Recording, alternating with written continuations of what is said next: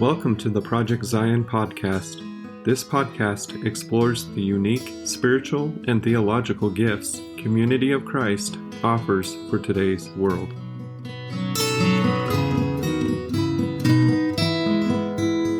Hello, everyone. Welcome to another episode of Project Zion podcast. This is Brittany Mangelson, and I'm going to be your host for today through one of my favorite topics to talk about, faith transitions. This is going to be an episode in our Fair Trade series, and I am with my friend Mina Leach, and I am so excited to hear her talk about her faith transition. She is a seeker up in the Boise area who's been traveling with Community of Christ for, maybe a year or so. We'll get those details in just a second.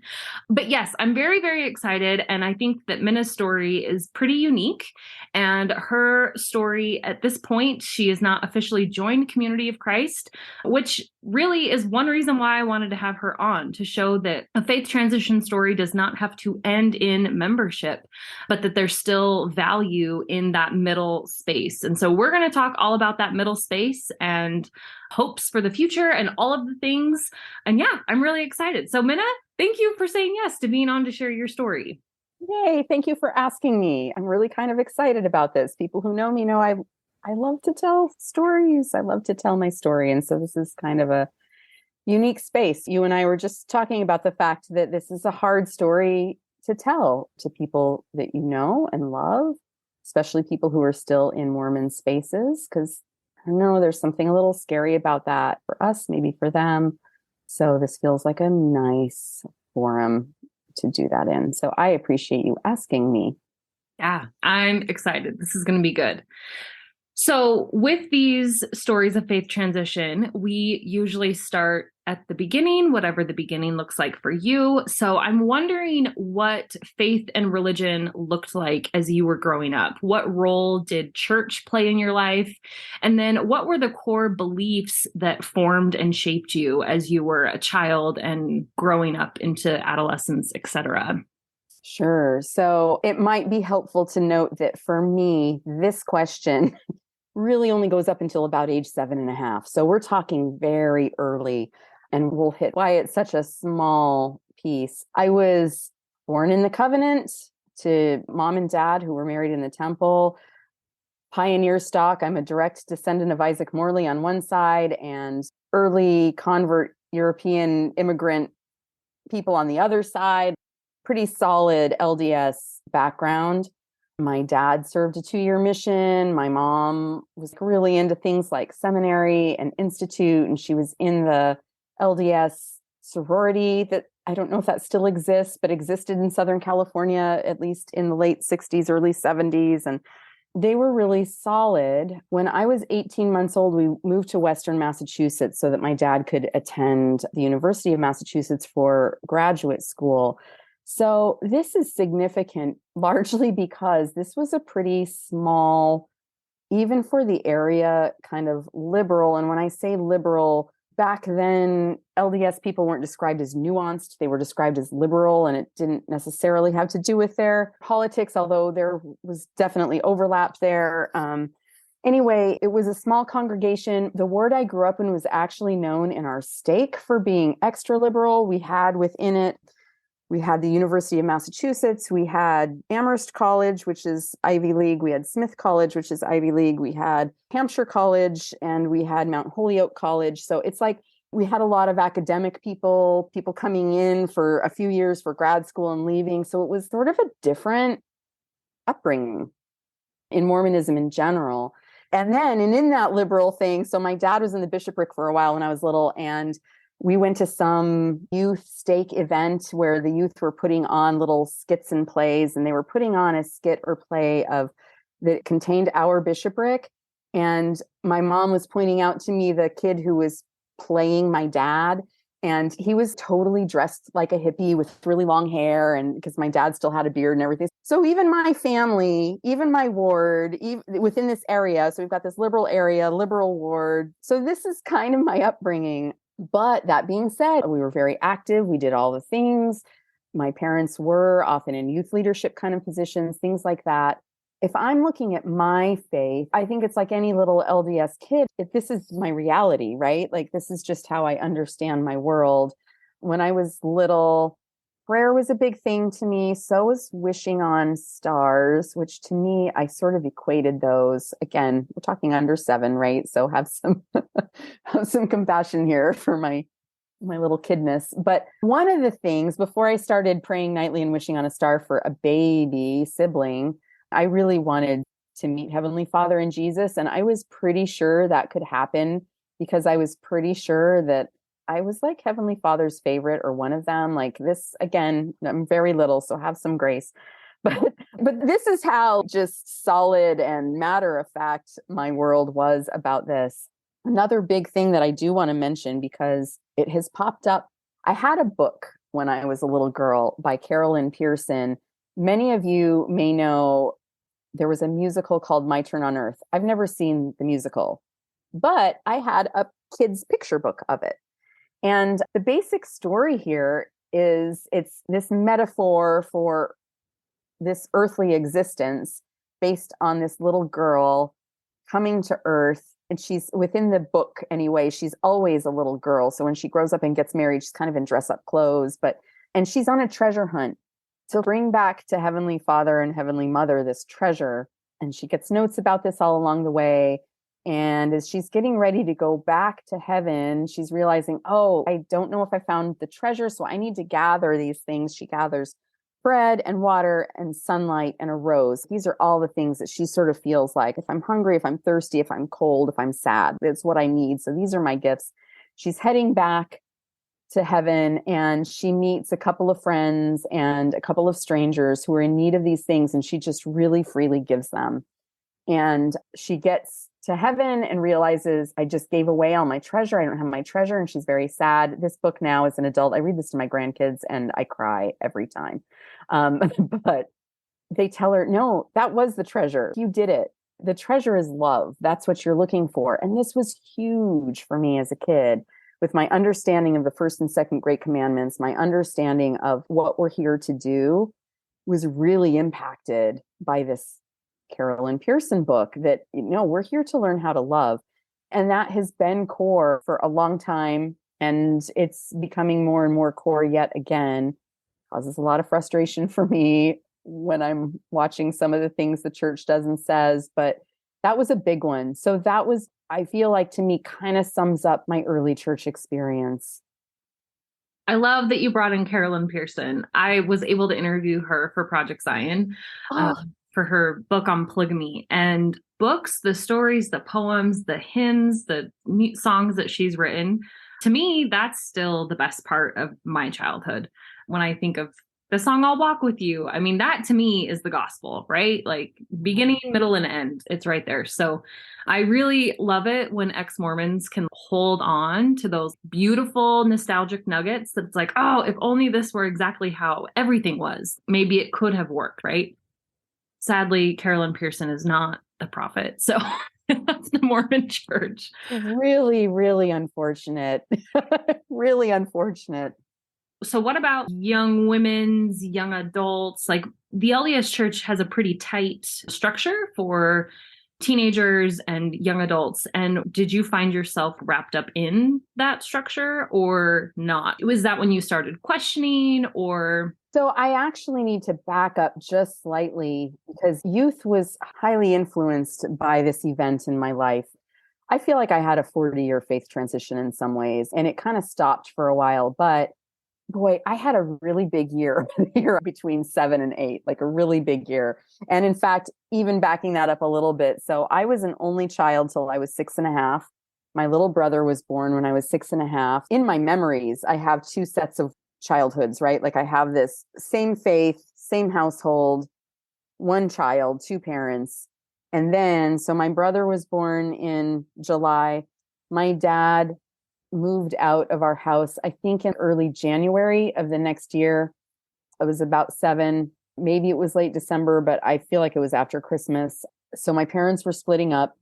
So that happened when I was 7. Sometime that fall, right before I was going to be baptized in January when I was turning 8, My dad lets me know that he is asking to be excommunicated from the church. There was no resignation option back then. I think there were some lawsuits in the mid 80s that had that become available. But back then, you had to ask to be excommunicated. So you went to, I think it was still called church court back then, like in front of the high council. They did the whole thing and you were excommunicated. And my dad did this because he really didn't believe in God anymore. He certainly didn't believe the church was true. And my baptism was coming up, and there wasn't going to be a graceful way for him to say, I can't do this. And so I'm facing this like a few months before my baptism, this realization that my dad, who again had been me and my mom and dad until just recently, doesn't believe in God. And that's kind of heavy on a 7-year-old. I'm not blaming my dad at all for that, by the way. He and I have talked about this over the whole course of my life, tons. This is a huge topic for us. But that was a big thing for me. It had a really big impact. It really made my baptism be very, frankly, traumatic, because I was enough of a thinker of a kid that, oh, my dad doesn't believe there's God. Well, then how do I know for real that there's God? And I had this expectation, if I'm going to be baptized, I'm supposed to know this, right? At the time, the film, still on a film projector, one of the first Vision films was pretty new and popular, and we watched it a lot. And it was this first Vision story, and I can still remember in my head Joseph Smith saying, I knew what I had seen, I knew it, and I knew that God knew that I knew it, and I couldn't deny it, right? That would go through my head. So when I'm listening to testimonies on Sunday with people saying, I know, I think that's what they mean. I've had this expectation as a little girl that probably Heavenly Father might visit me because he loves me so much, right? And now I'm being faced with what?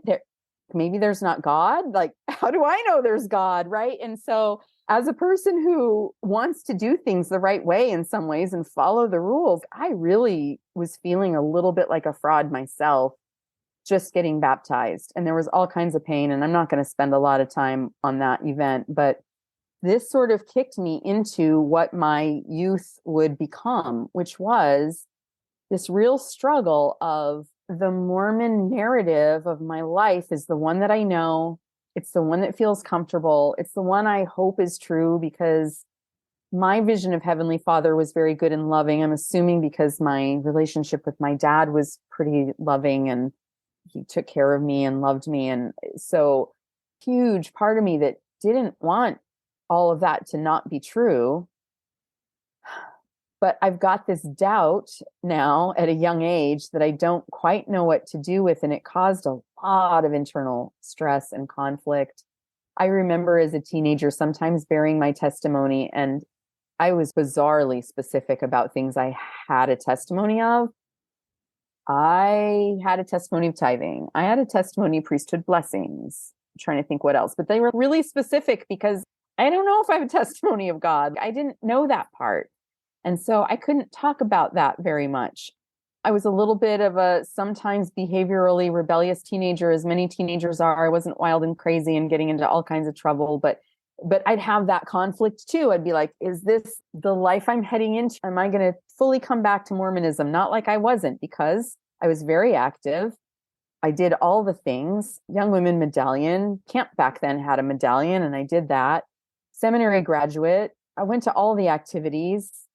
Ward level and stake level youth leadership.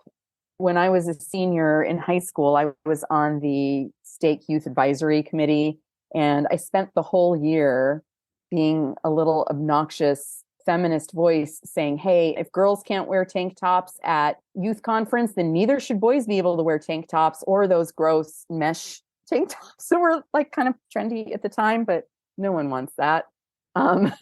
It took me a year, but at least that year, I don't know in the future, at least that year, boys weren't allowed to A, wear tank tops, or B, do like a shirts and skins basketball thing. They weren't allowed. And that was my advocacy, right? So I did all the things. I went to BYU. That's where I went. And I knew the church very well. My mom was good at that. My mom also, she was a great teacher of the gospel. She had a huge testimony of the prophets, modern Latter-day prophets. She was very obedient, but also, got to remember, my mom still has this nuanced liberal kind of view of accepting everyone and loving everyone. I know that it becomes so offensive now, but when my mom first heard it and was saying in the 80s, hate the sin, love the sinner, she was using that as an excuse to love people that she wasn't supposed to love. For her, that was her saying, hey, this isn't about lifestyle or behaviors or whatever. We love people. And that's genuinely what she meant by that. So that was a weird flip for me when people started understandably highlighting that as a real poor phrase, but my mom meant it very differently. That was how she could love everybody, and she did. And that was my upbringing. So I have that piece in there too. So that was kind of my youth. So with having a dad who has openly talked about not believing in God, but then also being raised in the church with a more liberal mother, and then obviously still having the influence of your dad, did you get the messaging that your dad was going to outer darkness or that he wasn't going to be with you forever? Or did that add an extra pressure of, here I have a quote unquote broken family according to Mormonism, and my dad is on the outskirts? That could be tough. Yes, that caused lots of pain. So add in sort of, my mom didn't think she was very bitter about the divorce, but she was kind of bitter about the divorce. And this happens a lot, but she was one of those moms that pulled me into that peer space with her too early.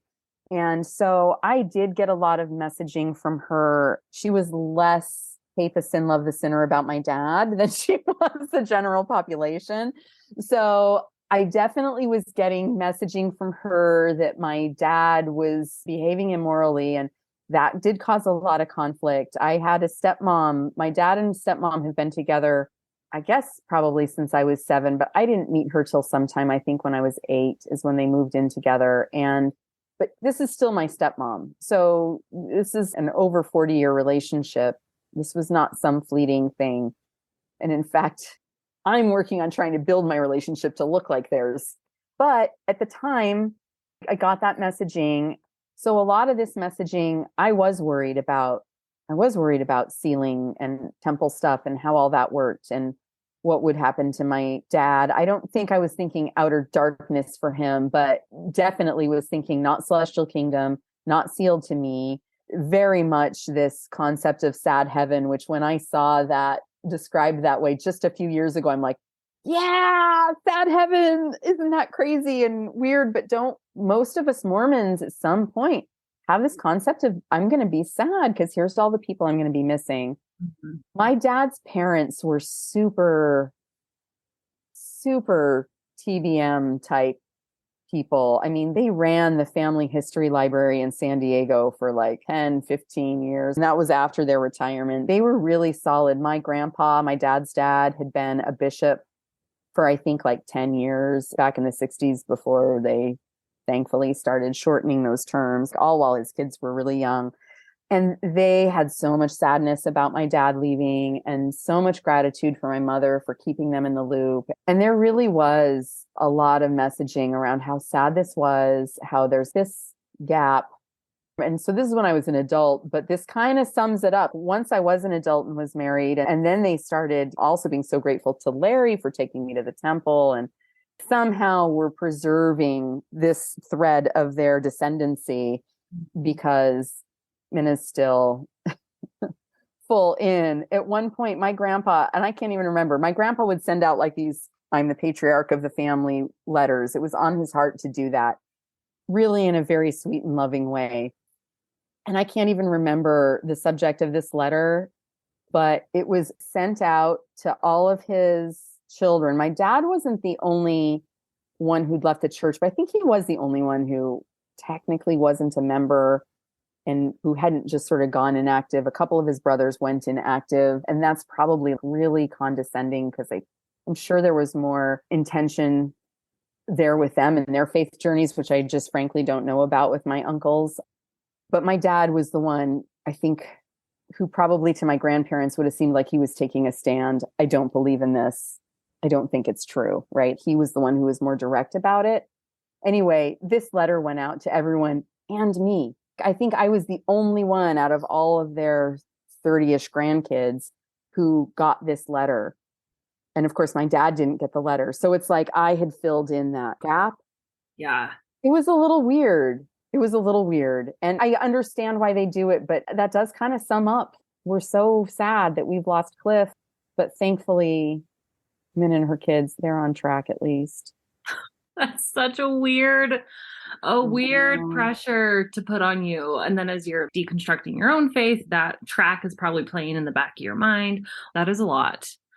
So yeah, just continue the story. So how did you continue to sort and sift and make things work? And as you were going into young adulthood, I don't know if you went to one of the church schools like BYU or BYU Idaho or anything, but just keep telling your story. I will keep telling my story. So I did. I went to BYU largely because I have a lot of anxiety and social anxiety, and I felt like I kind of knew what to expect from BYU.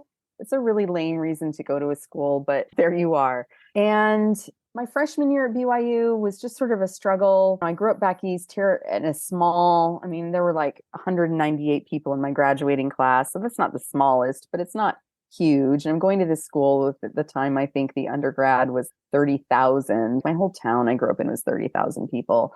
Lots of weirdness in the dorms. And by weirdness, I just mean dating stuff and ritual stuff. And by ritual, I'm thinking like candle passings to announce engagements. We had several of those my freshman year.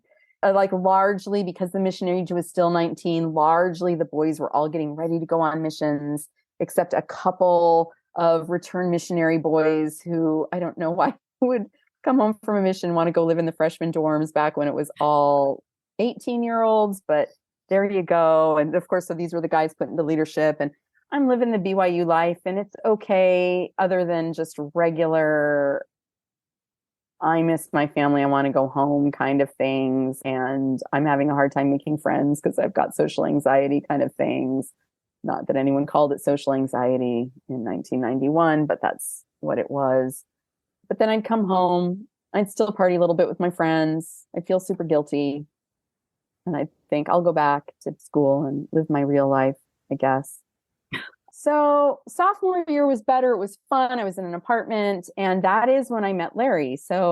And the only reason I met Larry was because my roommate was family home evening group leader. There was a mom and a dad. They were calling them like moms and dads in the calling, like she was the mom.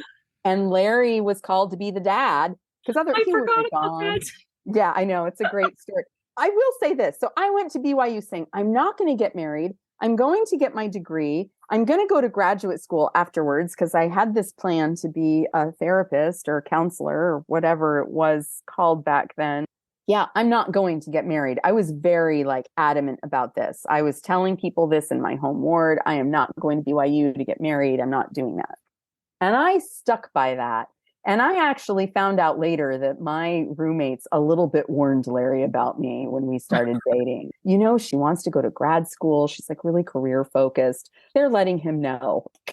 So that was me. I felt like a less typical BYU co-ed that way. And Larry, he also never quite felt like he fit in. And in fact, the first day he showed up at our apartment, he doesn't remember seeing me, but I remember seeing him. I thought he was super cute. He kind of looked a little surfery. He had on one of those Mexican Baja kind of jackets, like the woven things. And he's wearing puka beads because he always wore puka beads, and his hair is kind of blonde back then and a little long for BYU. It technically fit the standard, and he looked kind of young. He had a real baby face back then.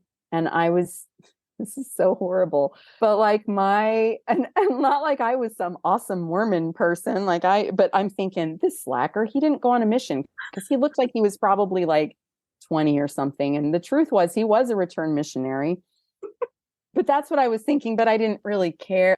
So I met Larry. We became really good friends. He hung out at our apartment a lot. He's a musician, so he would bring his guitar and he'd sing stuff he'd written. We'd sing CCR and things like that. We'd all have fun together. And eventually, we started being attracted to each other and started dating and all of that. And we're getting pretty serious. It was feeling like a serious-ish relationship, I guess. And April came and he went home to California and I went home to Massachusetts, and was 1993. So we were writing letters 3 times a week. We have so many letters from each other. We were calling on the phone, which was expensive back then because of long distance, right? And so Yeah. like Larry sold some of his surfboards that he wasn't using anymore to pay for phone bills. It was Okay, that's adorable. yeah. Well, the totally adorable thing is that he didn't go to his senior prom to buy one of these surfboards. He bought a surfboard instead of go to prom. So he's like, I'm kind of taking you to my prom. Looking back, yeah, Larry and I were super cute. I mean, we like each other a lot. I mean, that's part of it, and we still do. We like each other a lot. But let's back up for just a second and remember, I'm 19 years old right now. He's 22, about to turn 23 in August. But he comes out to visit me. He stays and he comes out to visit me for a week in Massachusetts. And just like best week of my life, best week of his life. It was a miserable summer for both of us. While he's in Massachusetts, we're on a drive one night talking, and he says to me, so are we looking at marriage here? I'm 19. I'm like, marriage? This is super fun. We're dating, right? He's like, yeah, but because as elders are told, as they leave their mission, their next job on the checklist is to get married. And I was like, but I didn't want to be in that space. I had this concept, partially because of the wording too of my patriarchal blessing, that I wasn't going to get married for a long time. My patriarchal blessing that I got in the late 80s as a female talks a ton about my career. So there you go. I know, weird. So I had this idea that I just wasn't going to get married for a long time. So I just wasn't in that spot. And he said to me, well, the thing is, that's next. That's where I'm wanting to head, is looking for someone to marry. And if we can keep dating, but if it doesn't look like we're heading on the marriage track, we probably ought to break up now instead of later. And that took me a while. I didn't like it. I kind of joke with Larry now how he manipulated me into marrying him by threatening to break up with me.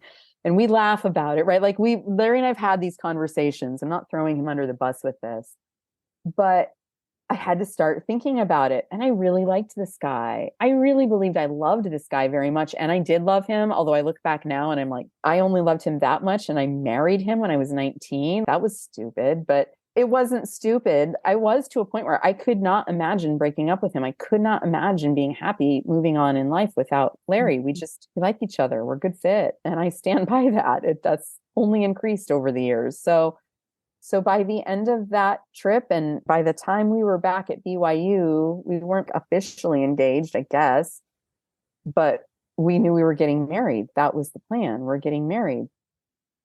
And of course, the second that you become engaged, all your bishops want you to get married as soon as possible, because there's no way we want you to accidentally have sex. And we're afraid that's going to happen. So even though I'd always wanted a spring wedding, June 2nd was my preferred wedding date as a little kid. I don't know why I had one, but I did.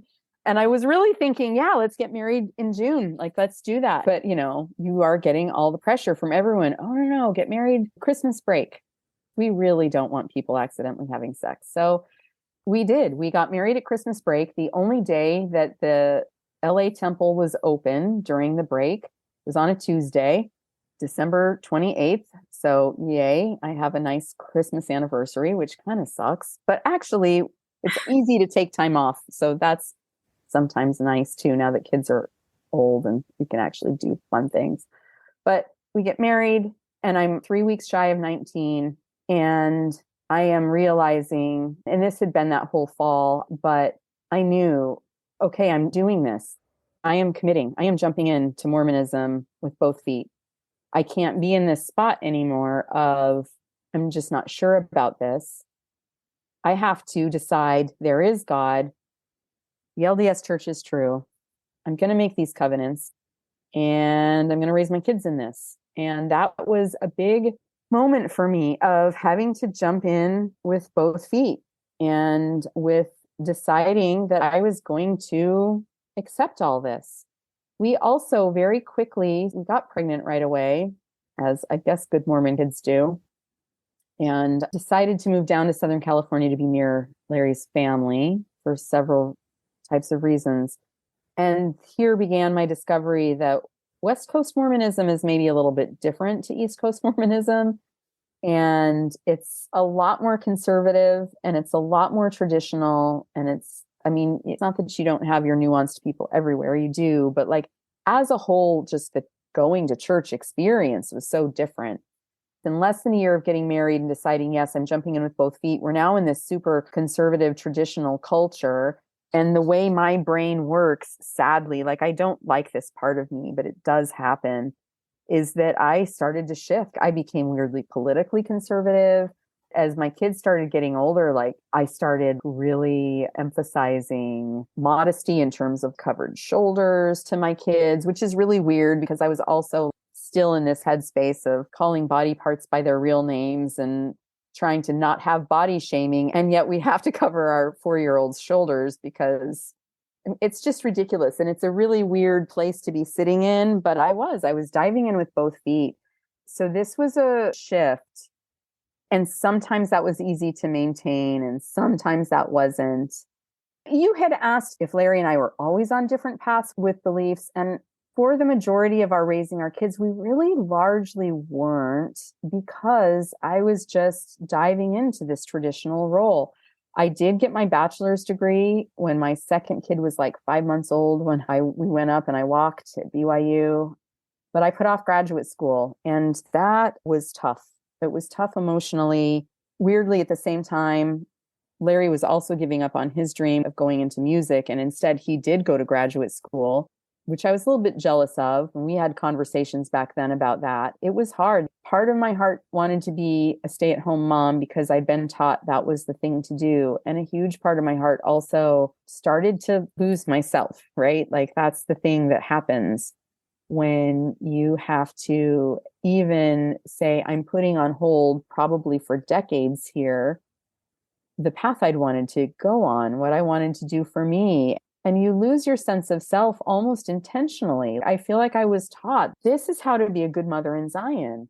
It is to put this stuff aside and to focus on your kids and to support your husband and to support him in his callings. Larry and I both had pretty heavy leadership callings throughout most of our time as adults in the LDS church. I mean, I was young women's president at least twice. I was in 7 or 9 young women's presidencies. Was Wow. often the first counselor. I was in there a lot. I was also primary president for a 3-year stint when we lived in the mountains in Southern California. Yeah. And Larry was in elders quorum presidencies, elders quorum president or mission leader. Eventually, more recently, he was put in as stake assistant executive secretary. So he was kind of the executive secretary to the counselors in the stake presidency. So he was always there. And that was actually while I was in grad school for a lot of that part. But my point being, we always had these heavy callings, always this idea of this is how we're supposed to be. Weird resentments would build up when Larry's just not a guy who naturally wants to call the family for family home evening. And that should have been okay if I wanted to call them. But I'm being taught in Relief Society that your righteous priesthood holding husband should be the one calling them. And so I'm thinking there's something wrong with my husband. And I get really pissed when I start thinking about how much resentment occasionally the church would build of me looking at my husband thinking, you're not doing your job. And it's just so unfair. I mean, it's like the flip side of the patriarchy, right? The patriarchy isn't good for anybody. These gender roles that are stuck and prescribed and worthiness is based around how well you live out these gender roles, right? It sucks. And so for parenting, when it came to how to raise our kids, was largely on track with each other. But so my ability to choose belief in God was very, very dependent on how much other stress there was in my life. So when there wasn't much stress, I could choose it. I could be genuinely feeling there, really in this space. Yeah, this is all true. I believe this. When there was major stress, which there was on and off, Larry has some chronic health problems that he developed on his mission. There was a time that I was caregiving my mother while she died with cancer. We have a kid with special needs. There have been times where life's gotten really heavy. And in those moments, It was a choice. I have to choose to believe this because in my heart of hearts, I really don't think there is God. So I really have to choose testimony. And I believed it was something I could use my agency to choose this. That just got taxing over time. And as my kids got older and started going to youth programs, I still sat in a somewhat nuanced place. It's not like I would ever have described myself exactly as TBM. I mean, highly active, into leadership, all of that, but I couldn't fully let go of what I was raised with. So as the kids got older, I started to be intentionally doing multiple times weekly what in my mind referred to as damage control. So my kids would come home from Sunday school with some teacher saying really hurtful things towards LGBTQ community or things like that. Or I'd have daughters coming home from young women lessons so focused on motherhood that they're feeling kind of discounted as a human, or coming home from youth conferences also frustrated at the disparity in modesty standards between boys and girls. And I felt like I was constantly having to reteach and try to teach them this more nuanced kind of way. Coming home from bishops' interviews and trying to do damage control there. That felt like it became a big part of my life. And it should have been a much bigger flag telling me, what the hell are you doing here? This isn't how it should be, right? But I was feeling good about myself as a mom that I'm trying to fix some of this problematic stuff. And so it was a little tricky. I remember one time, sometime in the height of all this, my son coming home, he must have been 12 or 13. He was young, but it was in youth Sunday school. He came home one day, he goes, "What is this with the Leach family speaking our minds?" And I'm like, well, I don't know. I guess we have some convictions about some things. Again, that largely were revolving around loving people, right? And just, this was increasing too with my desires to feel more congruent. Because for a long time, even though I was choosing this and did all this shift, I didn't quite feel like I was authentic to what I really believed in my heart. I was asking Larry last night, we were on the same page. We didn't feel like we were on different pages. And he said, no, we were on the same page. He said, but I always, and I didn't hide from Larry my weird thing with God, belief in God. I never hid that from him. But I don't know, I talked about it every time, but he knew that. Probably people paying attention in my wards would have known that because I did start being a little more open about that struggle, but always ending with but I'm choosing this, right? So it's they'll accept that story if your struggles end in, but I'm choosing to believe, right? So in fact, they find that really validating and see, you can totally choose this. You don't have to have doubts. Right. So, but Larry said an interesting thing. He said, I always thought that I had a stronger belief in God, but that you had a stronger love for Jesus. And I will say that I think that one good thing that Mormonism served for me sticking around as an adult was that it gave me time to occasionally really study the New Testament, to study the parts of the Book of Mormon that talk about Jesus. And I really did develop a very strong love for Jesus, a very strong connection to his moral ethic. And it's not quite the Mormon Jesus. It's this Jesus that I believe I read about in the New Testament. And this is my understanding of the Sermon on the Mount that I really connect to and find value in and want to be. And this is kind of back to that Carolyn Pearson. This is all about love, you guys. This is all about loving people. Jesus said that the most important thing was to love God, and that you do that by loving people. That's the same commandment. When he says like unto, I really believe he's saying this is the same commandment. They're not separate. You don't love God and then love people if there's room to love people, but loving people is how you love God. And this is what I, more than anything, was trying to teach my kids growing up as well. And I do think, they're just good kids also, but I've got some really kind-hearted children. And so I didn't totally mess all that up. Absolutely not. You did not mess it up. And that's really interesting that Larry was able to piece out that you may have had a deeper understanding and appreciation for Jesus, where he had a testimony of Jesus that you see in the New Testament, and he had one of God. Because usually even though Mormonism is the Godhead, those two being separated, usually they're pretty conflated. And there's when the one domino falls, both of them fall, or it's really hard to be drawn to one aspect of the divine over the other. But it sounds like you were able to find more comfort in what I would call the social gospels or liberation theology of what does the story of Jesus say to the outcast. I might be putting words in your mouth, but just based on what you've shared about reteaching your kids how to love everyone, going back to that Carolyn Pearson book. It also reminded me of the primary song, the Jesus says, love everyone, treat them kindly too. When your heart is filled with love, others will love you. Just like that basic, like I resonate with this a lot. Also, I just want to put a little note in and say that my anniversary is December 19th for very similar reasons. So I'm guessing a lot of us have these weird random, that's the day the temple was open during the holiday shutdown kind of dates. Yeah, it's crazy. And it's like in between the semester, so you don't have to like sign a new contract. You're a young college student. Yeah. Yep.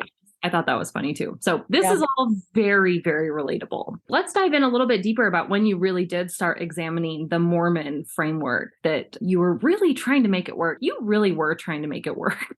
I worked my ass off for a lot of years, really, to make it work. And so, yeah, I don't feel like I just kind of gave up. I really did. I worked super hard. But yes, at some point still, there's only apparently so many decades that even I can do that. Not that I'm so awesome, just that I'm so afraid. So I went back to graduate school in 2013. And this was following, my mother died in November of 2011. So like a year and a half before I went back to grad school. That time when I was caregiving my mother was a huge time where for the first time, this was all internal. I was thinking, I don't even want to try to have a testimony. I was still going to church and stuff, but I was feeling very bitter about it because just the stress was so high. It took a lot of mental and emotional energy for me to make that choice. It really did. And I felt so guilty about the fact that not that I didn't believe in God, but that I didn't want to try to believe in God right now. So like I felt shame and guilt around that. And I can't even remember, like, I don't even have a memory of whether I ever got back to a solid place after my mom was sick. I don't think of my mom's illness as being part of that, but it really might have been a time where I think I was sort of physically and mentally out for longer than I realized, if I really think about this story. When I started grad school, and I went, by the way, to Northwest Nazarene. So this is a Church of the Nazarene University. They're pretty conservative religiously also. But just getting back into the study. And so I'm going back to become a marriage and family therapist. I don't know how it's possible to really start leaning into people's stories and hearing about their lives and not come back to this place of compassion, radical compassion for humanity. And I hate to say this, but radical compassion for humanity does not fit in with the Mormon framework. It does not. The church, the institution, the ordinances, all of which we kind of conflate with God and Jesus. So love for God, we think is about love for the institution. It takes the priority every time. And if you were going to be compassionate towards humans, nothing can take priority over that. Just being in that space again of studying, I started to feel like I'm coming more back to myself. I'm allowing myself, although in the middle there, like I didn't think of myself as conservative. I also had a nice little libertarian stretch that I felt like was me trying to shift back into socially liberal thinking. And I kind of let my politics go back, how I'd been raised and originally what was in my heart. I was more and more sitting back when it came to church. Larry was still serving with the stake presidency during the beginning of this, which made it hard because Larry went through a very non-Larry kind of, I am going to do all the right things. I am going to be in a white shirt and tie. I am going to shave every week. And we are going to go to every stake meeting there that we're required to go to, no matter what. We've got some weird stories about that. But it is strange because this weird part of me, here's this version of my husband showing up that church has been telling me I want forever. And yet it's like, well, but I don't want to then have to go to every stake meeting. Like, I don't want that part of it, So I had this weird tension in there. Again, totally unfair. So I'm in this sort of spot when the 2015 exclusion policy comes out. In a nutshell, in November of 2015, a couple of handbook policies kind of got leaked. Not exactly leaked, but kind of. One was saying that homosexual people who were, I don't know if it was if they were married or living together or whatever, but if they're actively doing that, they have apostate status and they need to be excommunicated. And that one was a little bit distressing to me. It was crappy. I didn't agree with it, but I also was like, well, but yeah, that's their doctrine. Like that's their belief there. Like that checks out. The problematic one, I think, for a lot of us was the fact that they made this rule now that children of gay or queer, right? If you're in relationship, we're not going to allow your kids to get baptized. They can attend, but they can't get baptized, so they can't get the priesthood. If they're boys, they can't go on temple trips. They can't do any of these things that all their peers will be doing.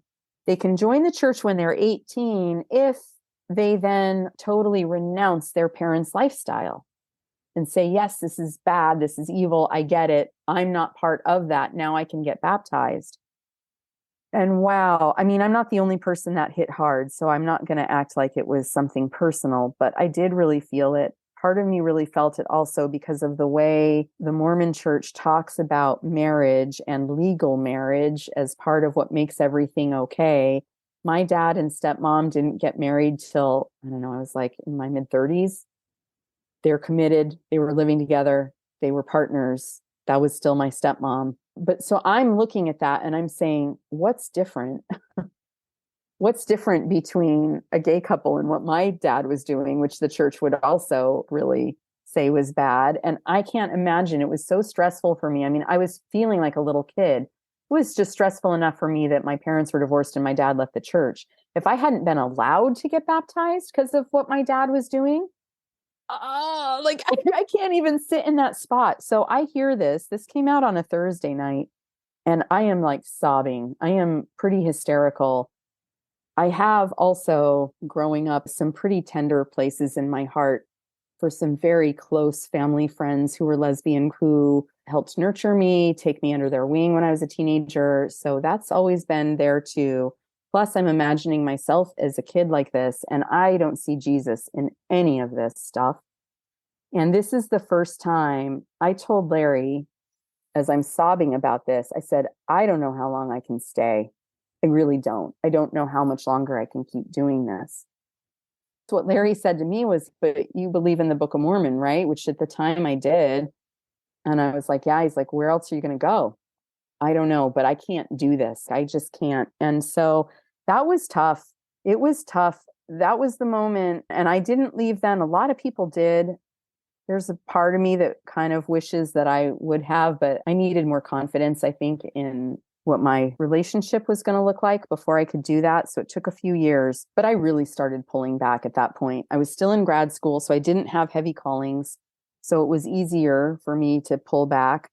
I started leaving Relief Society a lot because there were very heated conversations, people who were struggling and women who I love dearly saying, well, like the prophet has spoken. So if this isn't in your heart to agree with, like, you need to re-examine your beliefs. And it was just so hurtful. So my mom is actually buried in a cemetery right next to the church building that we were going to at the time. So I'd hang out with my mom third hour.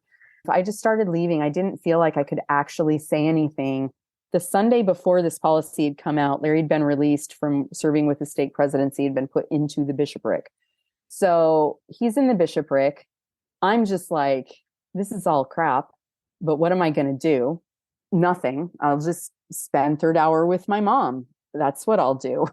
I was really shutting down and really turning a lot of my service energy, my spiritual energy to my work. And I more and more was just saying, look, this is where I'm doing God's work. It's not at church right now. It's in counseling people. It's in helping families, helping couples, helping kiddos. That's what I'm doing. And so I kind of made this shift and still was able to stick in the church. And then in 2017, Larry lost a business and we ended up filing bankruptcy. He was unemployed for at least a full year. We lost our house. So we moved from the small place we'd been in into Boise. I was joking, I'm putting quotes around that. I was joking with Larry as we were moving, they don't know us there. They don't know that we're always leadership people. I'm like, we could just go now and then and sort of be this semi-active family who just shows up occasionally. And he's like, no, that's not going to work. And there were different reasons for that. But moving into that new ward, there were some lovely people there. It was a smaller ward, but I never really put energy into making friends or connections. I pretty quickly was called to be the youth Sunday school teacher, and very few youth. So this was a 12 to 18 class, and there were maybe 3 or 4 kids, and 2 of them at first were mine. So I'm teaching out of the Come Follow Me manual, and I am just getting to pick all the stuff that's just about Jesus wherever I can find it and ignore the rest. I didn't comment much. I have no idea what that ward thought of me in terms of how Larry and I were perceived in other wards when we were just so visible. This is the first time I was kind of in the background. At the same time, because of all we were going through, Larry and I started going on these long walks many times a week and talking. And I just started to become more and more open about my atheism, about all of that. And he was becoming more open about stuff going on with him, with the church. It wasn't the same brand as mine, but he was also unsatisfied and also was again wanting a break. Several times in the last few years before we left, Larry would say, I think if I just took a break, I just need a break and then I can go back. And I'd tell him, you can take a break if you want, but if I take a break with you, I'm never going back. I knew that about myself. I knew the minute I stepped away, I would be free. And so I feel a little bit bad because I think that kept him from taking the break he really wanted. But through all of our conversations, he did finally say, I'm going to take a break. And we didn't have a Sunday for him to take a break before the COVID shutdown happened. So we were forced to take a break. And we started doing home church. And it was pretty amazing because we have my 2 youngest kids who also were on their way. They were going with us, I think, to make us happy. And in this course of home church that we discovered, we don't need to be going to please people. So our home church started looking like Larry and my son doing the sacrament, and we'd have some sort of sacrament meeting talk that could kind of be anything. We would take turns doing it. People started bringing in podcast episodes that we're listening to of some nuanced LDS spaces. I tended to do the Sunday school portion of it because I had been the Sunday school teacher before anyway. I started listening to the Beyond the Block podcast, which was helping me, especially the year we got into Doctrine and Covenants, which has never been one of my favorites as an LDS person. That has kind of changed. Listening to the Beyond the Block guys, they approach the scriptures from the vantage point of the marginalized. So very close to my heart, to my kids, like it just resonated with all of us. And so we did this for all of 2020. And in the meantime, in that summer, when we're in shutdown, I got put into the primary presidency to help. They were trying to just do these virtual things, some virtual primary. We were doing like a newsletter that we'd send out that had fun stuff that was helping. So I was kind of part of that. I really shouldn't have accepted that calling and actually spent 20 minutes on the phone trying to convince the bishopric member not to extend the calling. Here's all the reasons you shouldn't. Because unfortunately, even though I'm like at the time, this 46-year-old woman, if he was going to extend the calling, I really wasn't going to be able to say no. So since I couldn't talk him out of extending the calling to me, I had this calling, which wasn't bad. There were some good things about that. I did develop a little bit of a friendship with the primary president, and I really valued her. And I actually even shared with her a little bit of what was going on with me as I was leaving. But when it was looking like, yeah, they're coming back, I knew I can't go back to church right now. I can't do this. It took me about a year to decide, and I have even mixed feelings about mentioning it, but I did make the intentional decision to remove my garments. And it took me a long time to be okay with that, but it was starting to feel sacrilegious almost to be wearing them. Like it was starting to feel a little not okay or ethical. They were wanting everyone to come back to live church. And I was saying, I can't do that. I talked to the primary president. I really think I probably need to be released. She's like, hey, you can if you want to. She's like, I have no problem though with you continuing to serve if you would like. Don't be released just because you think you're not allowed to serve when this is where you are in your faith. Not that I was promoting this with kids. I'm respectful, but I knew I needed to be released. I told Larry, we had a new bishop that we didn't know. I said, I don't want to just not show up. I want to go in and tell the bishop I'm not coming back. And so he set up an appointment for us to go talk to the bishop. Between the time he set up that appointment and our appointment a week later, the whole Natasha Helfer thing came to light, which was huge for me because she is a marriage and family therapist who was excommunicated for her public professional views around sexuality, sexual orientation, sexual media, masturbation, the nurturing of people through a post-Mormon or mixed faith kind of thing. She's getting excommunicated for that. I don't have a public platform, but there is nothing that she teaches that isn't part of my practice. And so to watch that was really distressful and disturbing and had me for the first time thinking the church doesn't even want me. They might not know they don't want me because I don't have all these public platforms that someone like Natasha Helfer does, just because that's the way she has her business and she does a ton of good. But that's me. They don't want me either. That was the moment. It was in 2021 that I was ready to be done for realsies, like officially. It's so interesting because so many people left the LDS church during the pandemic, and that forced break, I think, really just allowed folks to face all of their issues, all the things that they'd been putting off, quote unquote, dealing with. And I just remember watching you and Larry in live time sort this out and figure this out. I think the pandemic provided a space for people to just be honest with themselves and evaluate every little piece that was part of their testimony and say, is this worth it? And when we can go back to church, are we going to go back and pretend like everything is normal? Or are we going to follow this shift and do something different? So just knowing that we made contact pretty early on and recognizing that you were almost my first case study of what is going to happen to Mormons who are like trying to hang on. I know these folks in Boise, and just think that it's such a familiar story to so many people now that have really processed what happened to them and how the pandemic shoved them not necessarily into a faith transition or crisis, but helped them recognize, oh, this is real, this is happening, and I can deal with it because I'm not faced with having to go to church every week as an obligation. So it gives you space, right? It gives you space and time and the ability to really look at what would life look like without this. And it's always easier to not do something if I have to opt in rather than I'm opting out. And this felt like a way for me to say, yeah, I'm not going to opt into this. This is where I found Community of Christ. It was really interesting. So in all my years of kind of fantasizing about actually leaving the church, I'm talking decades of this, not that I was thinking about it all the time, but when I'm in these moments of stress and I think about what that would be, I had always made the assumption, partially because this was my dad, but partially because of the way the church sets this up. If I leave the church, that's just it. Church isn't part of my life anymore. Worship isn't part of my life. I'm leaving all of this and I'm heading into this space that I don't know quite what it looks like, but I think it'll be okay. And I was fine with that. I really was. That wasn't part of what was keeping me is, I really want this church experience.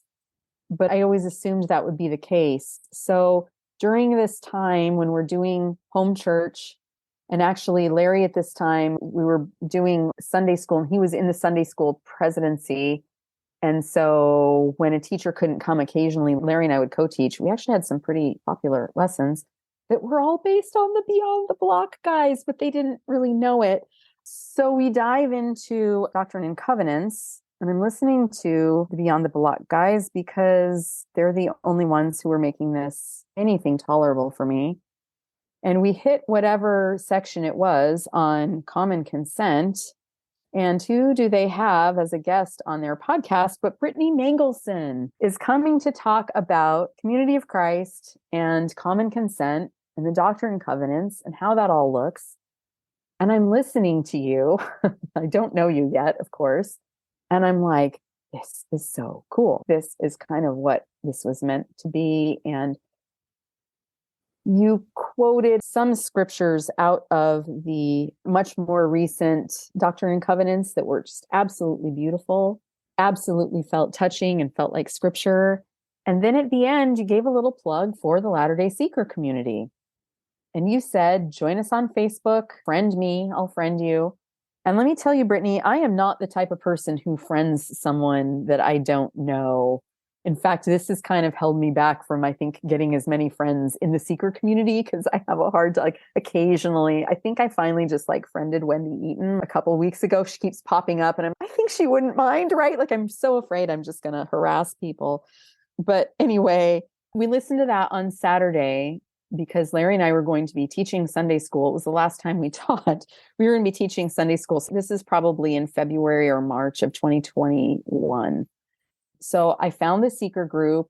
I started filling out the questions so that you know that these aren't people coming in to harass. I started that and I stopped midstream because we had to teach our Sunday school class. So we taught our Sunday school class. And then by the time I got back, I had a message from you. Hey, looking for questions. I'm like, yeah, I know, I'm doing them. So I sent that in and I even friended you. And you accepted my friendship. And I lurked for a while because I was kind of nervous about this. I lurked for a little while. I was going on the website. I was trying to find out. This is such a Mormon thing to do. What do you believe? What is this? And I'm reading and people are asking, what do you believe? And the answers are so hysterical in the Latter-day Seeker group. So I was like, well, there really is no big official. I guess the closest thing might be, and it's always these that now make total sense to me. But as I'm looking over that website, I'm like, okay, so here are these principles and those look kind of cool. But seriously, though, what do you believe? What's the doctrine? And it finally started eventually to sink in. Oh, there are no belief tests here. This is principled living. At the same time, because I'm in this space right around conference. So this was right around the time that I am saying, yeah, we're not going to go back. I'm taking off my garments. In my therapy, I'm dealing with all of this feelings of unworthiness that I've had since I was tiny and all of the anxiety and the perfectionism that have all played around and messages that I've gotten from the church. And one of you shared a YouTube video of Carla Long.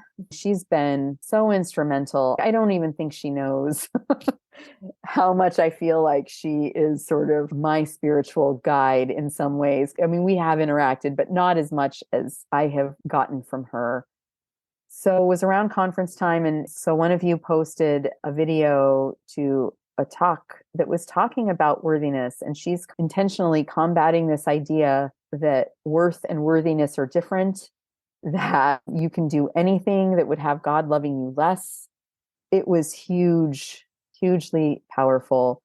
Between Carla and conversations I had with my dad and my therapist, I finally started to move away from this idea of worthiness being a problem. So I started telling Larry about the things I'm learning. And for a while, he doesn't join because he wanted to let me have that space. Larry can be a little more social than I am. And so if he enters a space with me, it kind of becomes his space. And I was telling him, no, you can do this. But I still wasn't commenting very much yet. I don't think I did till Larry joined the group. But I'm telling him all this stuff about Community of Christ and about this seeker ministry. And so we're getting more active in the seeker group. And it's kind of summer 2021, we start zooming into the Salt Lake congregation services. Wow, the healing that went on there for me, watching female priesthood holders administering hearing. I cried the first time I heard that blurb that gets said at the beginning of communion about all are welcome at the Lord's table or at Christ's table. I can't remember which it is, but wow. And it's women saying this. I start going on in other spaces and there are gay men saying this. And it's just powerful to me, the contrast. And I started to see hearing you on the Beyond the Block podcast as the universe saying, hey, if you want, here's another place if you want where you could land. You don't have to leave church behind. It's the first time I'd ever considered that there might be a place where I would feel good and comfortable. And it was really huge, huge shift for me. And again, because of this principled living, which those enduring principles really align with just with my personal ethic overall, and this idea that maybe I can hold on to Jesus, even if I don't believe there's God, maybe that's okay, because I can actually even say that to people in these spaces and no one's freaking out at me. How can you believe in Jesus if you don't believe in God? Value in Jesus if you don't believe he's the Son of God. And it's like, well, people all over have these teachers that they follow. And can I not use Christ that way and really love the relationship I feel like I have with this concept of Christ? So I feel like Community of Christ gave me this ground to be able to have it not be all or nothing. Yeah, so that was my introduction, I guess, into Community of Christ. And were those the same things that kept you coming back? And then what are any of your hangups about being involved with another religion? Good questions. So part of what keeps me coming back, I mean, it is that space, but also, so Larry, he has been in a different space. It appears that he's shifting more and more towards this type of space I'm in, but he's been in a different spot. And when we started attending Community of Christ, he still very much reads the Book of Mormon as scripture, whether it's historical or not. He reads it as scripture. Very big fan of the Restoration, like the Kirtland era of the Mormon Church. He loves. Was for quite a while still a fan of Joseph Smith. I think that's a little bit shifting. It's horrible to say, but partly because of my reaction. He's a complex guy, right? There are a lot of beautiful things that he was trying to set up that I love, but there's just some super problematic things. And again, like that, it's less of a problem in Community of Christ because we're not idolizing him here. We can say, yeah, here's the good stuff he did, and the rest was crap.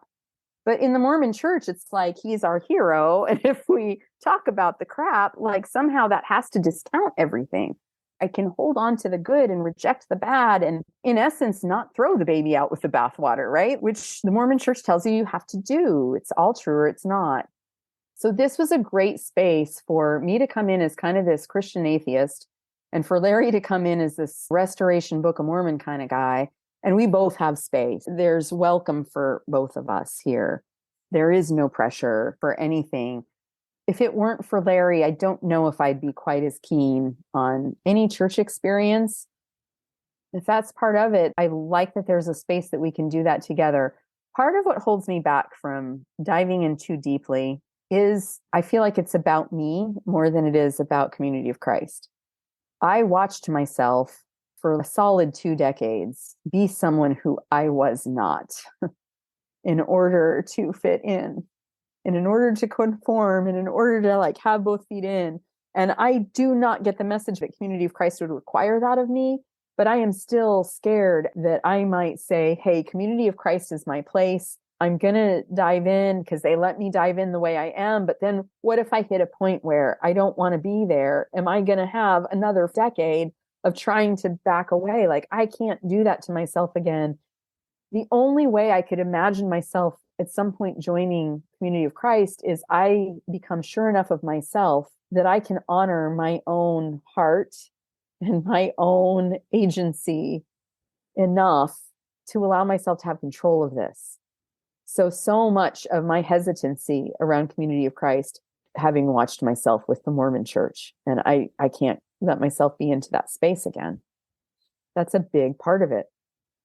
And there aren't many, but I know for priesthood, there are still some behavioral rules, and a very probably arrested part of me still feels a little bit like a 17, 18, 19-year-old saying, no one's going to tell me what to do again. Sorry, you're not going to tell me that I have to do this or I can't do that. I am going to make my own adult choices. And I don't believe I'm reckless. I believe I'm pretty responsible. But if I'm going to go have a drink with my kiddo because she's performing at a bar, no one's going to tell me that I can't do that. And with other people telling me how to be worthy basically, because I believe I am a good human overall. I'm not perfect and I get it wrong sometimes, like we all do, but I have a good heart. A gin and tonic is not going to change that. So I am in a weird space with that.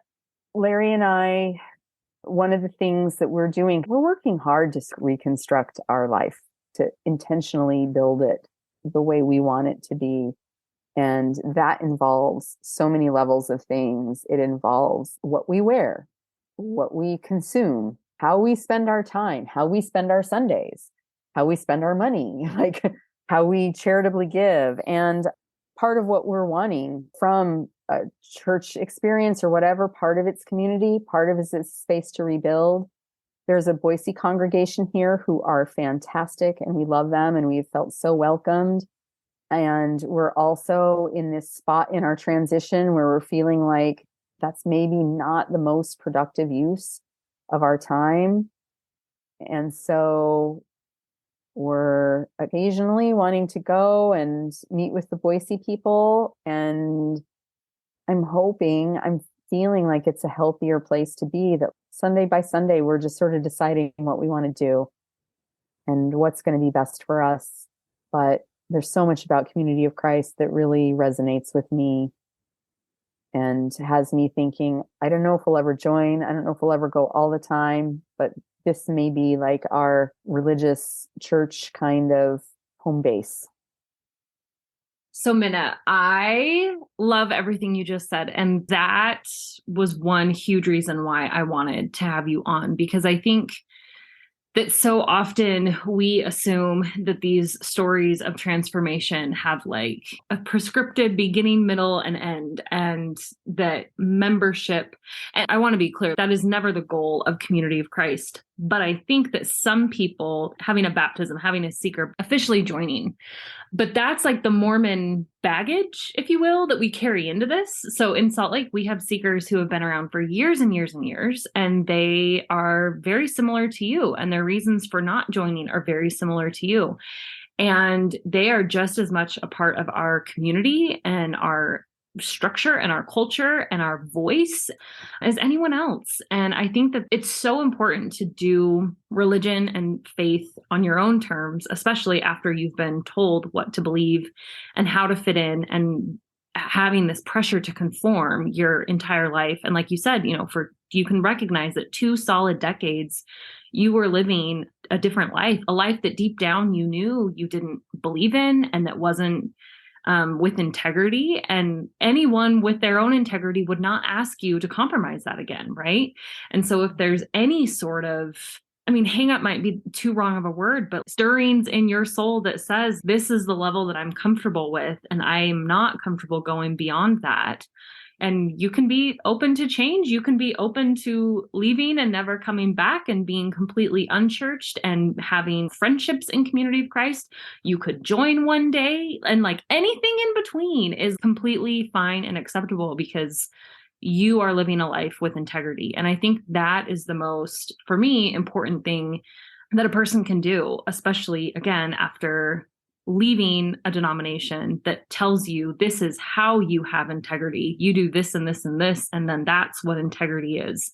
But Yes. Taking control of that for yourself, I think, is the biggest gift that you can give yourself, and you can give your spouse and your kids and your community, and to us, those of us on forward with community with you, those in the Boise congregation and anywhere else that you happen to spend time with. We want people to show up as their whole self. And if you can't do that, you can't do that without your integrity intact. So yeah, I think that was really, really important, and nothing to be ashamed of for you or for Community of Christ. And I think that can also be something that can be a struggle for both seekers and Community of Christ people. I hear seekers all the time kind of apologizing for that. And it's like, no. Like, we want you to live with integrity. And I just want to reiterate too what you said. For you, this isn't a Community of Christ problem. This is something that you're working on with yourself. So it's not like there's something that Community of Christ needs to be doing differently or whatever. This is just where we all are with our own integrity intact. And I think that that's beautiful, and how we create authentic communities. Chef's kiss to that last response. I loved it. Thank you. Yeah. And again, like this to me is the beauty of Community of Christ, is that I can sit in that place and it's okay. And so that is my plug. Community of Christ isn't going to be everybody's home, and that's okay. But wow, for me, this gives a great space for being able to lean into that just process and unsurety and no rush. I don't have to figure this out. Yeah. What does your relationship with God look like now? I mean, how has God, and I'm using air quotes too, how has that changed? What are the values that you're bringing forward? How are you navigating this continually with Larry? Just keep talking about the now. Here's how I describe my idea of God. And when Larry and I are having conversations, it helps us to call his version of it God and my version of it the universe. And then we can feel like we're on the same page. But I do have this thought or feeling or belief that there is something that connects us as humans. It connects us to the earth. It connects us to knowledge and truth and healing and all kinds of things that I don't necessarily believe is personified. I believe that whatever this energy is, humans have felt throughout history, and they try to name it all kinds of things. They name it whatever their God is, Mother Nature or the universe or fairies or whatever the things are. There is this common human experience of something that is both infinitely outside of ourselves and very deeply within ourselves at the same time. There is this common human experience, and we have all kinds of names for it. To me, I feel like the LDS framework for that is still describing the same thing. Priesthood is harnessing that. Listening to the Spirit, that's your deep dive inward. Prayer is your vast reach outward. It's all different ways of defining that. With that sort of being my concept of God, and with this love I have of the teacher Jesus and his radical care of humans, individuals, and his resistance against authority and against power and church structure, my ideas of Jesus help me with my ethic. My vision of the universe, I'm still trying to figure out how I want to connect. I was like, I can still pray. I can still do all that because that is the framework I'm familiar with. I'm a little bit bummed that I really didn't start investigating the feminine divine very much before I was just done with God at all. That's a bummer to me. I don't know how to authentically get back into that space because I'm just like, all right, girl version, which sounds so dismissive, but I can't get my head there. I just can't. The thing I'm struggling with, I'm not using that as a negative. The thing I'm wrestling with maybe, is it going to look like some dabbling in household witchery? Is it going to look like, because I love ritual. That's another thing. Frankly, the Mormon church, except the temple, really failed on. I love ritual. It feeds my soul. I can do the dive in, the Holy Ghost kind of dive. I can do that.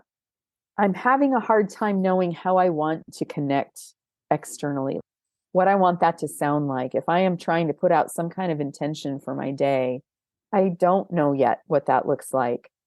And I'm kind of okay with that, but I'm also sort of feeling this pull to at some point figure out what's going to feel meaningful to me and real to me, because right now prayer doesn't feel very real to me.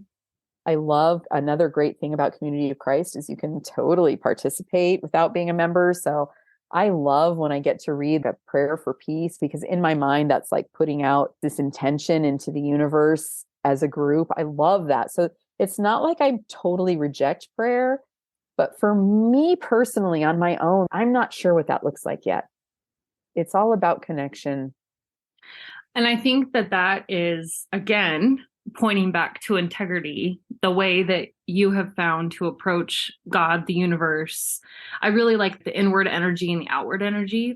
You have found a way to do that with integrity. And I think you're owning that, and that's what works for you and how you connect with this cosmic force that connects us with each other and the planet. The way that you've been able to reframe spirituality on your own terms with your own integrity intact, I think is really admirable, really admirable. I'm getting there. I'm on a path that feels authentic. Yeah. And do you feel like you're able to just be more open and honest with Larry about it? It sounds like your communication with this topic has always been pretty strong, but do you feel like it's gotten easier now that you've both shed the need for certainty and conformity? And are you just able to relax and say, this is what's working for me, this is what's not? And Absolutely. I mean, we have always been pretty open. We've had a good relationship. And so what I'm about to say does not imply that we previously weren't having good relationship, but our ability to talk about what works for us, what doesn't, what we're afraid of, what we hope for, what we're sad about, it's just become so much easier. But Larry's still doing some even church deconstruction. What does he want to do with that? We're reconstructing our relationship. We're shedding this idea that Larry's the provider and I'm the nurturer and I'm part of who he has to provide for. I'm one of his dependents, or he owes me provision. We've both had to address all of this kind of stuff, and we're rebuilding it, and we're not where we want to be eventually, but just see this beautiful path to reconstructing everything. We're wanting to do a vow renewal. We're coming up on 30 years just to even reclaim the reason that we got married when we had no business getting married when we did. You know, we should have moved in together for a while. We shouldn't have had kids right off. Not that I don't love that's not what that's about. I love my kids, but I get it. it's just, we weren't adults yet. And we got thrust into this adult world, and the maturation didn't have time to catch up. So we're doing it now. We're having a lot of conversations that we probably should have had in our 20s, but that's okay. I love it. I just love you too. This is great. And yes, I really hope to get Larry on the podcast as well to hear his perspective about all of this. Is there anything else about your beliefs that you want to state? And then do you have any advice for other seekers who are figuring out their deconstruction and reconstruction, their faith transition? I think I've covered all of where I am in beliefs right now, or in process with that. I feel like I've got 3 things that I wish I could just like burn on the hearts of every person who's in the middle of this. The first thing is that you are worthy, that no matter where you are right now on this path, it doesn't matter. It doesn't even matter what direction you're headed, because I've sometimes heard that in Mormonism. It doesn't matter where you are, just are you heading in the right direction. It doesn't matter what direction you're headed. You are worthy because you are a human and you have a soul and a body, and that's all there is there. And along with that piece is that there is no rush about this. You don't have to get it figured out this week or this month or this year. And in fact, maybe whole life is spent thinking about these things and changing our minds and our ideas, because our relationship to people, to the universe, to life changes. And that's actually really normal and healthy. So that was actually kind of like numbers 1 and 2 all sort of tied in together. But the other thing is, when people leave the LDS church, they jump from one set of black and white beliefs to another set of black and white beliefs. In other words, the church has been telling us all along, it's either all true or it's not. So, okay, I believe it's not. That means none of it's true. And so there is no God, there is no divine, there is no okay way to participate in church. People eventually, it seems like, can often lean into some sort of spirituality for themselves. And I'm not saying, hey, you should find another church. I'm just saying it doesn't have to be problematic. I have occasionally, in talking in ex-Mormon spaces, felt a little bit sheepish about the fact that I'm connected with Community of Christ now. Like, the only legitimate way to be an ex-Mormon is to be unchurched and fully atheist and all of that. And I kind of hate that I feel like I have to defend a little bit myself or excuse myself. Well, this is okay because I have all these boundaries around it. That sucks. And I do think it's hard to let go of that black and white thinking around religion. Flip sometimes to the other side. For me, And I know a little bit this, I think, has to do with how early this uncertainty showed up in my life. But it has been such a beautiful thing for me to really lean into a space of, I don't know, you don't know, no one knows. And that's okay. It doesn't have to be certain. I don't have to know that there is or is not an afterlife. I don't have to know that I am or am not saved. What's important, and this is another big thing that I love about Community of Christ, what's important is who's around me today. Like, where am I today? What do I need? What does my family need? What do my clients need? How do we help us feel connected, heal, feel safe and secure? That's what's important. The rest is all ideas. The rest is all ideas. And so they might be fun to play with, but it has been so freeing to just be able to say, I don't know. And that's fine. I don't need to find an answer. And maybe that even allows me to decide an answer, is what I think right now. I love that. I love when you said, I don't know, and you don't know. It was just like, yes, because that's it, right? And I understand, just to use your term, throw the baby out with the bathwater and just leave organized religion at all. I mean, I still can hear Gordon B. Hinckley seared in my brain. It's either all true or it was the biggest fraud in history, right? And that sticks with you. And it takes a lot of work to find a middle ground and to take the good and leave the bad. And not everyone cares to do that. And also, not everyone has the energy or has the privilege. There's a lot of nuance to this conversation. But the point being that if you want to maintain some sort of theology, some sort of spirituality, some sort of belief in a higher or inner interconnected power, the power is with you, and you can make those decisions, and you can learn, and you can figure out how you connect best with the divine, and you can figure out your own core values. And it doesn't have to be this high pressure thing that you have to conform to very immediately. You can take your time while knowing that in that middle ground mess, you are always worthy, and that higher inner power is always with you, and the Holy Ghost doesn't go away at midnight. Like it's you are worthy. And I think that is such a beautiful message that comes out of faith transitions, particularly when people find their new moral compass and their grounded center. That usually is always a component of it. And I think it's just so beautiful. But it is tricky because it's really hard to turn off that black and white thinking of like, okay, then it's all a fraud, or I'm the sinner, or whatever. This makes it sound like I've somehow arrived. I'm still combating all the voices. I still am. Yeah. Like it's a fight. It's a fight, and it gets tiring sometimes. Yeah. But there's hope. There's hope. Tons of hope.